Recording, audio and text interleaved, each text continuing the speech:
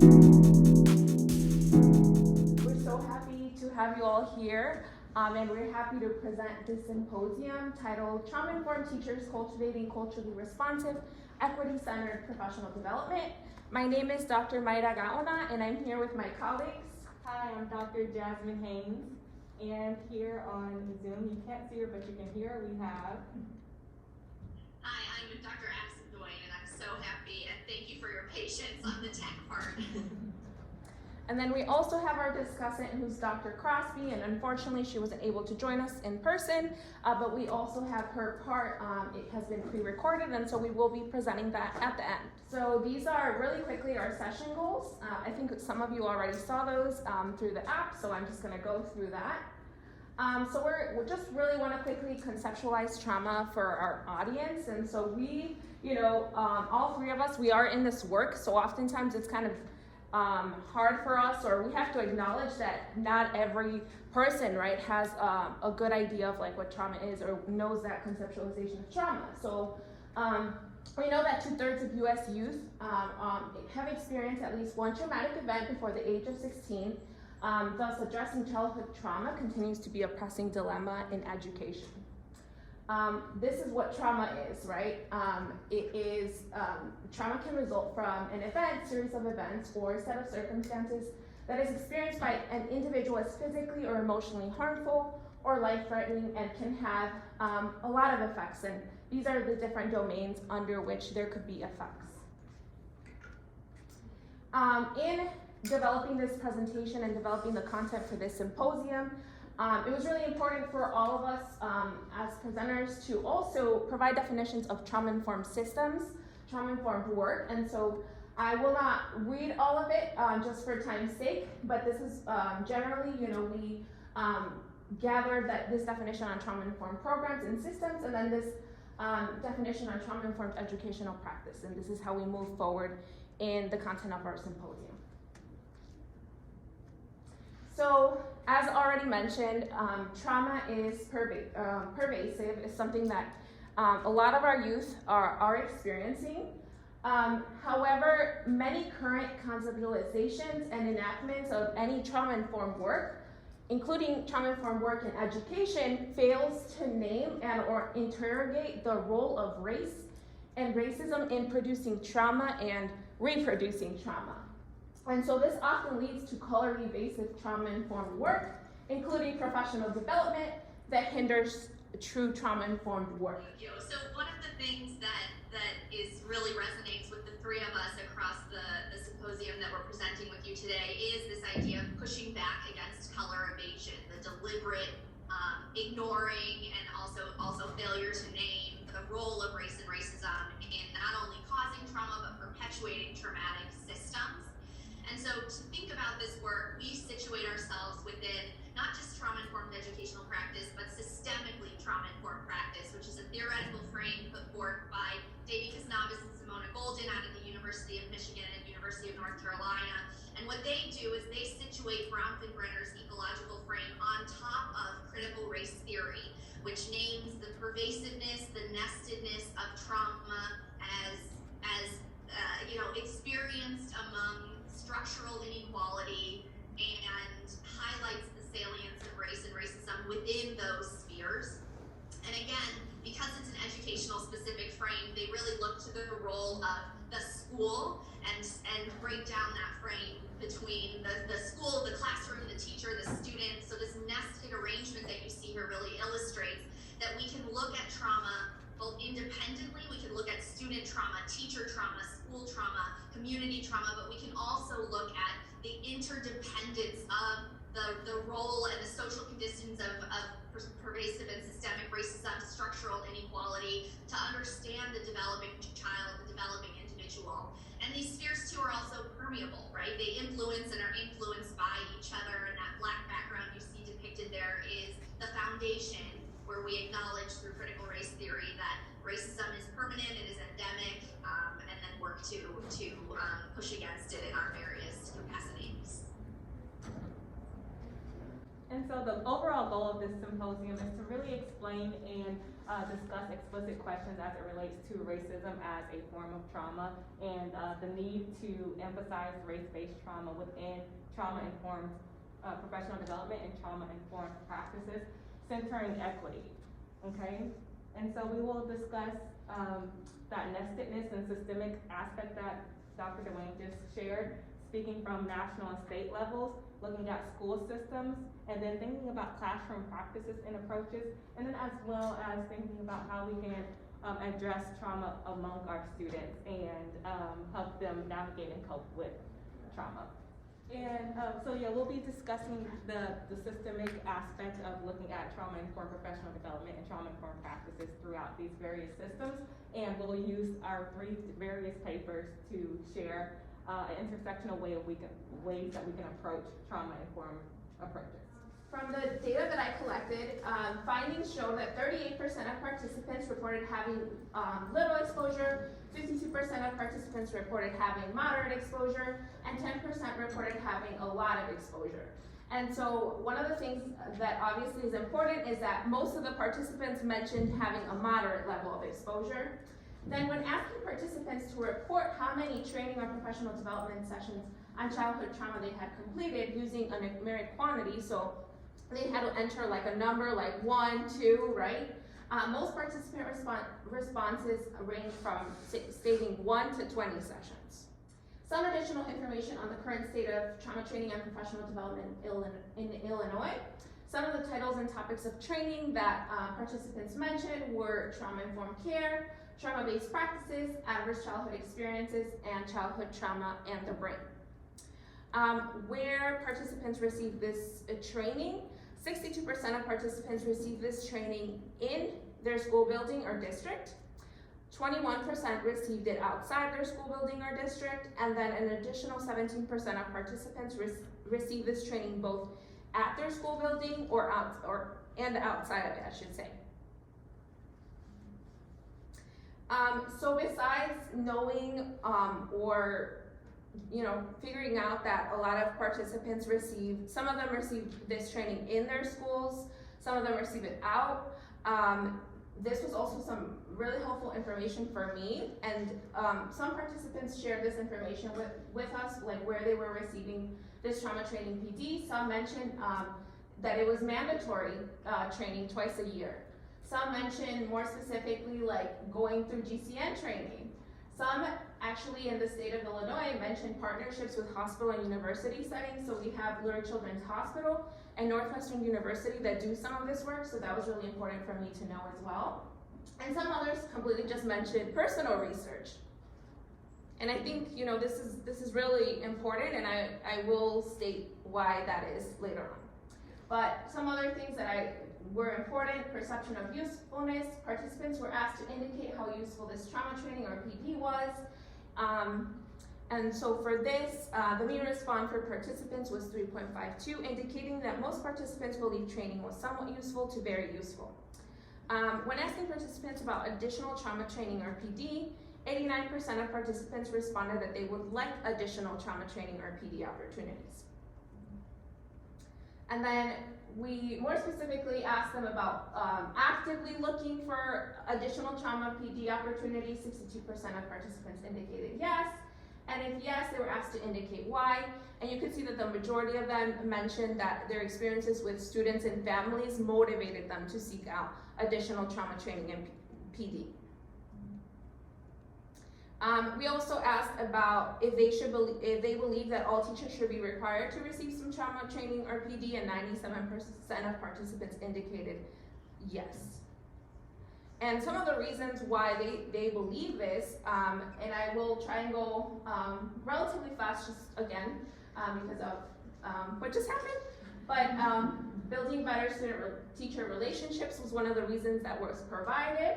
And these are some awesome quotes that were given to us. Meeting student needs in the classroom. And then making learning more responsible, accessible, and equitable. And my favorite one, I just have to tell you all about it, but it's this one down here. It's students come from a diverse background with their own story. Therefore, a one-size-fits-all approach would not be the most equitable. And I think this is one of the main reasons why we're in this symposium. So given all of this that I've provided, there's obviously there is just a variety of levels of exposure that teachers currently have, and it's being delivered in many, many ways, right? So one of the things that is important for me is to interrogate like the type and content of training, which I've already mentioned, just because it's being delivered in so many ways. So evaluating the type and the content of training that is being given is really important. And so one of the needs that was identified in some of the through some of this data collection, participants identified that these were the top 3 trauma experiences that their students were having, and so we could see race-based trauma, poverty, and emotional abuse.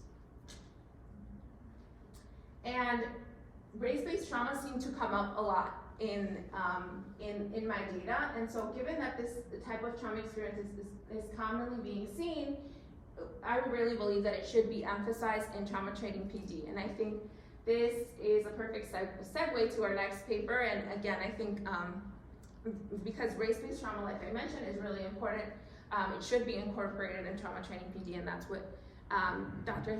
Haynes will be talking about. Thank you. All right, hi everyone. Again, I am Dr. Jasmine Haynes, and I am going to speak through some of these slides because we want to respect your time, but I will be presenting to you about how to cultivate culturally responsive and equity-centered trauma-informed educators. And a lot of this is looking at that content in trauma-informed PD and how we can actually incorporate culturally responsive and trauma-informed content that emphasizes race-based trauma. As Myra stated, a lot of PD often neglects to discuss race-based trauma or racism as an adverse childhood experience. A lot of times PD will discuss ACEs, adverse childhood experiences, but without stating racism itself as an ACE or an adverse childhood experience. And then that further prevents us acknowledging that racism itself and reoccurring instances of racism can lead to racial trauma amongst our students in school settings. And so it's important that the content in trauma-informed PD really starts to acknowledge that racial education experiences and reoccurring experiences can lead to racial stress, and the racial stress can then lead to racial trauma or debilitating impacts on students and their engagement in the classroom, their functioning, and overall social emotional well-being. When we have this understanding of this sequence of events, we need to start actually highlighting this and explaining examples of what this may look like within professional development. And so, furthermore, not only acknowledging the sequence of events that a racial educational experience can lead to racial stress and racial trauma, acknowledging that schools themselves may unintentionally be the source and the site of such trauma and such stress. And so harmful experiences that can lead to racial stress and racial trauma may be being teased for your racial or ethnic differences. It may be having harmful interactions with your teachers or peers that may manifest in the sense of microaggressions, hearing racist phrases within a school setting, or even just realizing that you're not acknowledged in school content or in the classroom setting, and that your differences are not highlighted in a positive way. Much of my research focuses on the teacher and student interactions and what that looks like, and how microaggressions or deficit perceptions are often manifested in interactions, and what that looks like for the students and how they cope with it. And so that's what we'll focus on when we get to my study. And so what we know about racial trauma in schools is that it leads to a harsh racial school climate, right? And when we have a harsh racial school climate and students are interacting with educators or with their peers and having these reoccurring instances, they may lead to their behaviors seeming what we call misbehavior or defiance. And these type of behaviors may, again, impact their student engagement, but also impact the way that we discipline students. And this can further exacerbate inequities that we know exist. So we have disproportionalities with discipline and disparities in discipline rates, and then we have academic or opportunity gaps in terms of students of color or racially, ethnically minoritized students. So if we don't enhance the school racial climate, we have a problem and we are probably worsening these inequities that are already existing. So one way that we can prevent worsening such inequities, or that we can try our best to enhance our school racial climate, is by transforming educators' deficit perceptions and making them more asset or strengths-based as it relates to their students of colors or racially, ethnically minoritized students. And we can do this by implementing culturally responsive and equity-centered trauma-informed professional development. And essentially, a culturally responsive, trauma-informed, equity-centered professional development should help to enhance educators' self-awareness and their social awareness, but also help educators deconstruct those attitudes and those deficit perceptions by encouraging some critical self-reflection on their own.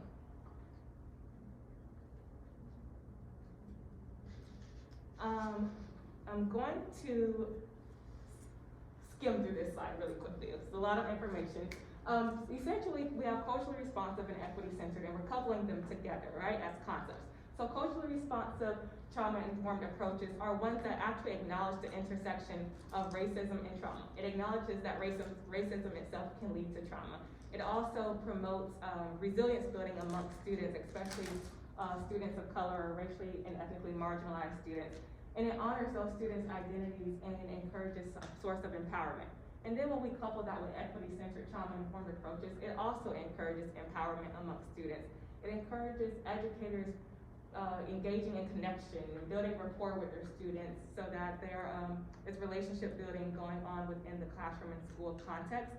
And it also encourages predictability and structure within the classroom setting in a way that is trauma-informed, but also acknowledging that every student has different needs, and so we can't have a cookie-cutter approach. So although we have structure, are we also offering a form of flexibility depending on our students and their needs as it relates to day-to-day interactions, okay?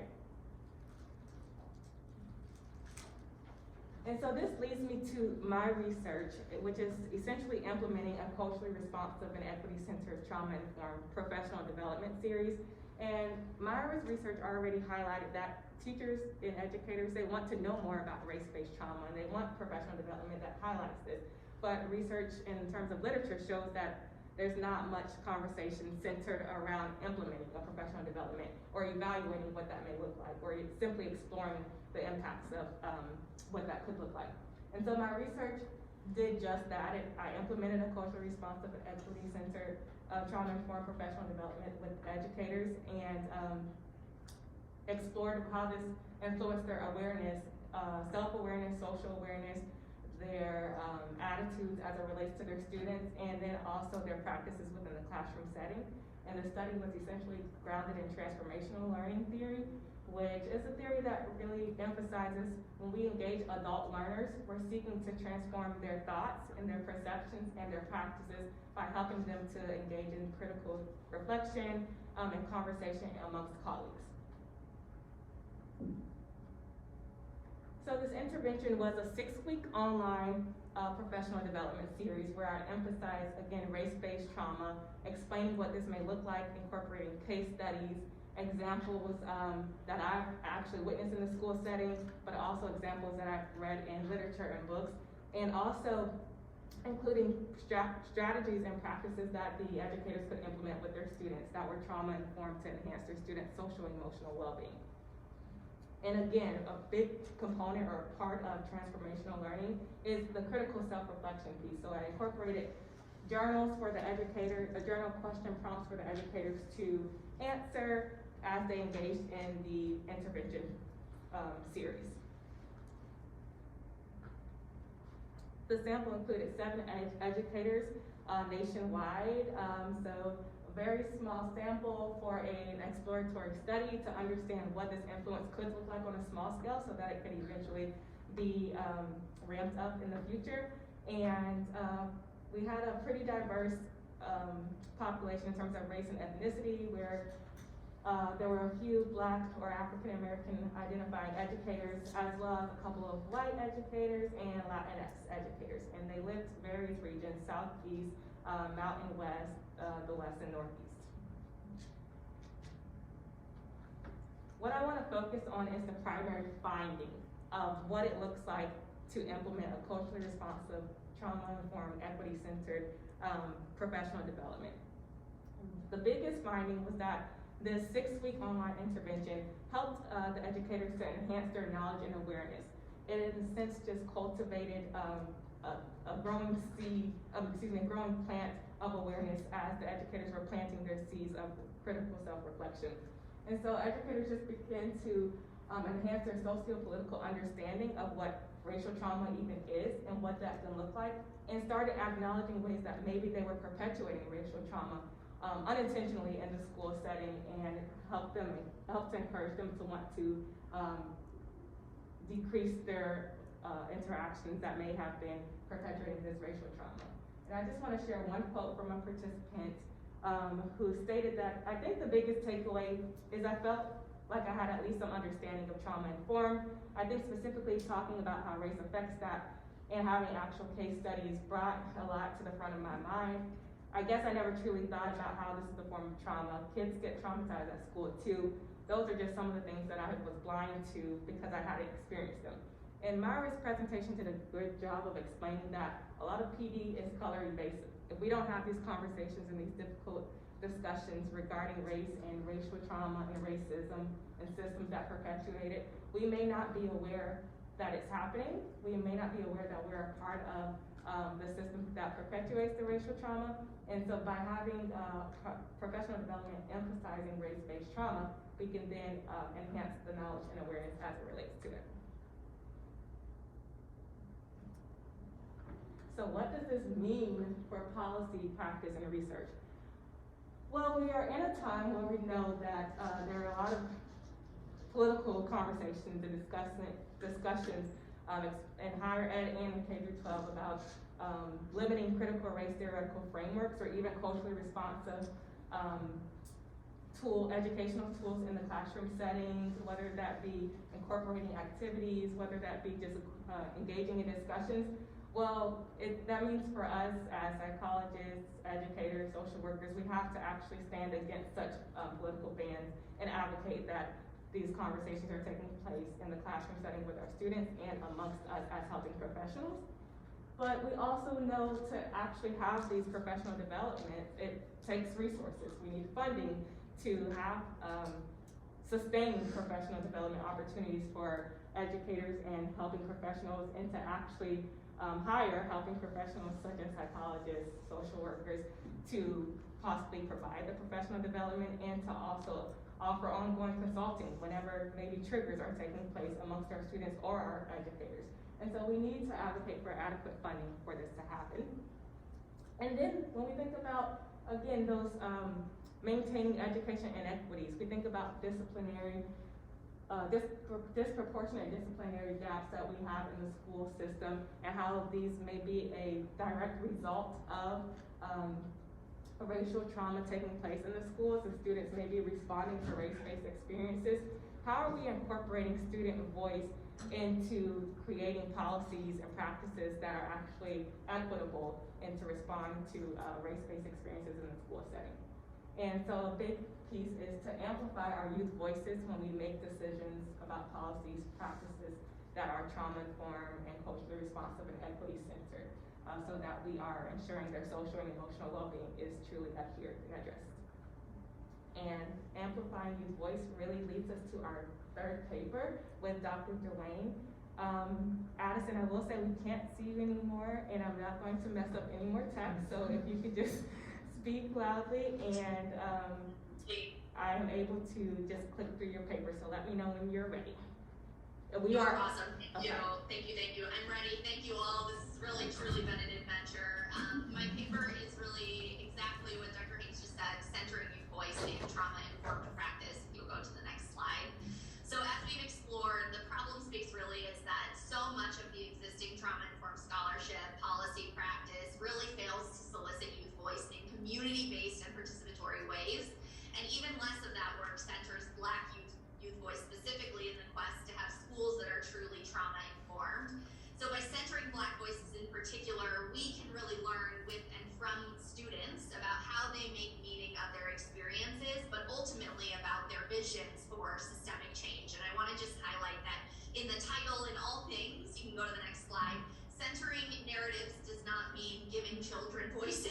children have voices, but students' voices often go unheard because they are systemically and systematically minoritized based on their age, their race, their class, their gender, ability, identity, etc.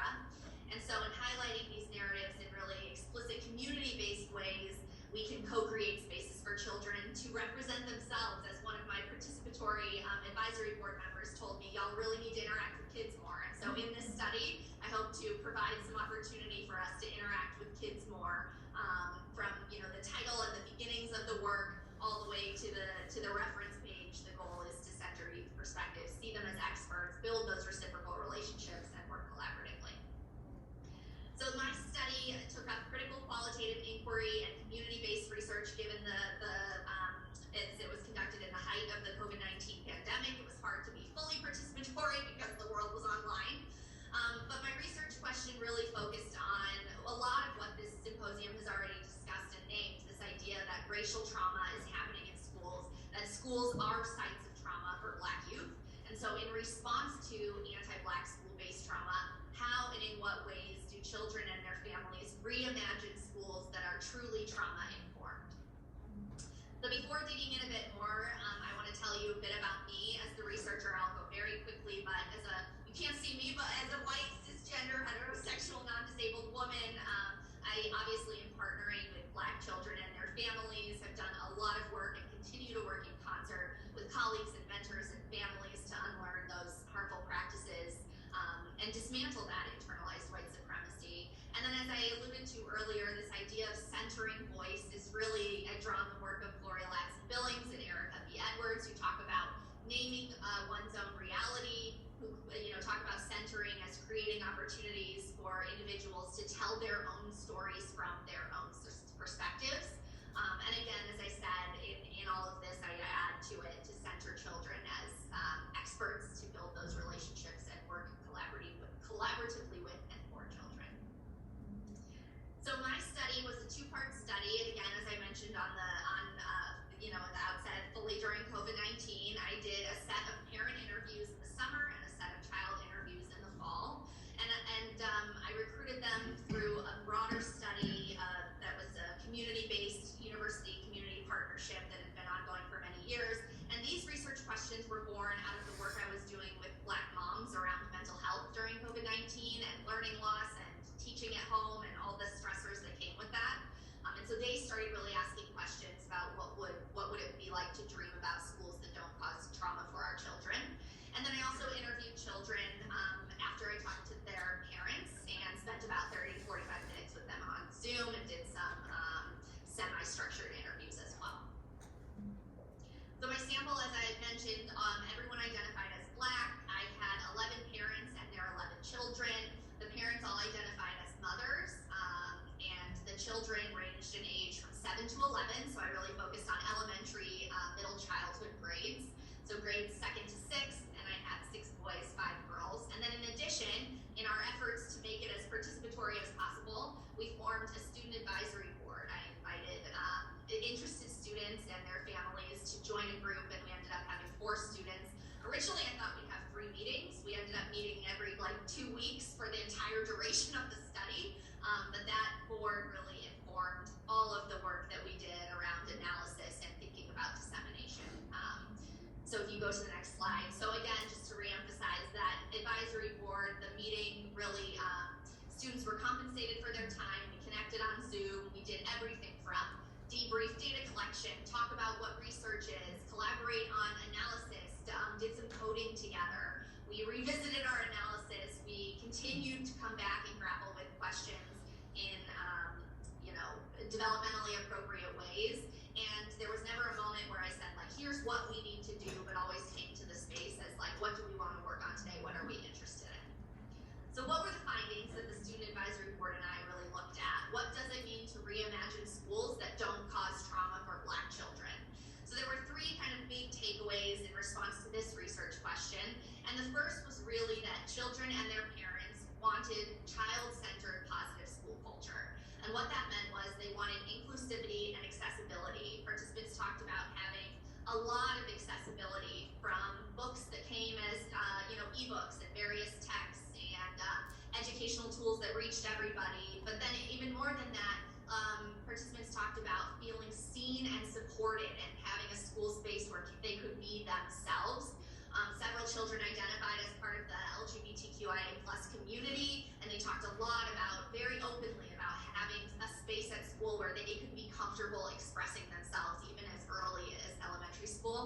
which ties into the concept of safety, that they wanted the absence of bullying, they wanted kindness and compassion from everyone, from not just children and peers, but teachers, adults, administrators, to really, as one participant said, mentally, emotionally, and physically feel safe. That was a mother talking about her dreams for her daughter. Another mother talked about wanting spaces where children were acknowledged and listened to. And then discipline.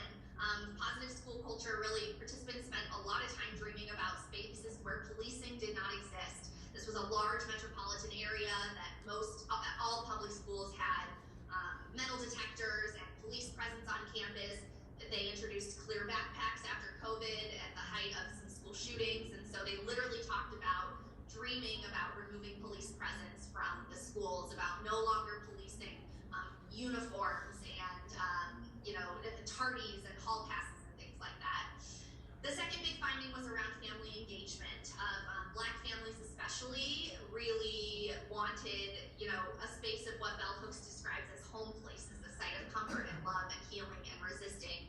And so family engagement for them was not the school coming home, but it was bringing the home to school as a way for Black parents really to protect their children and be the safe space for their child in a school where there weren't many other safe spaces or safe people, given the presence of racism.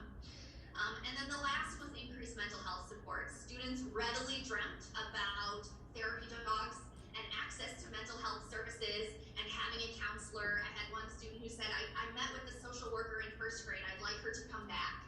And so dreaming about ways that they could access and have opportunities to really get the support that they know they need. This is a new generation of children who on TikTok know what therapy is and know the importance of knowing yourself and healing, but don't have access to it in schools. And so that really, it carries important weight for us as we think about sort of the implications. You can go to the next slide. And finally, just thinking about what this means, I'll race through this, but really acknowledging, as we are all talking about here, the role of race and racism, how it produces trauma, seeing schools as sites of trauma for Black children, but also as potential sites of healing if we take these spaces and cultivate them to be what children want. And on the very last slide, I know we've got to get to our discussant remarks. Again, I just want to encourage us all to think about ways that we can really cultivate youth-centered practices in our research, in the ways that we ask research questions, in the way we solicit participant support, to allow children to reframe and write their own narratives through their lens, or as Audre Lorde says, to define themselves for themselves, and so that we can contribute to this really much more humanizing approach to not being color evasive, but being very informed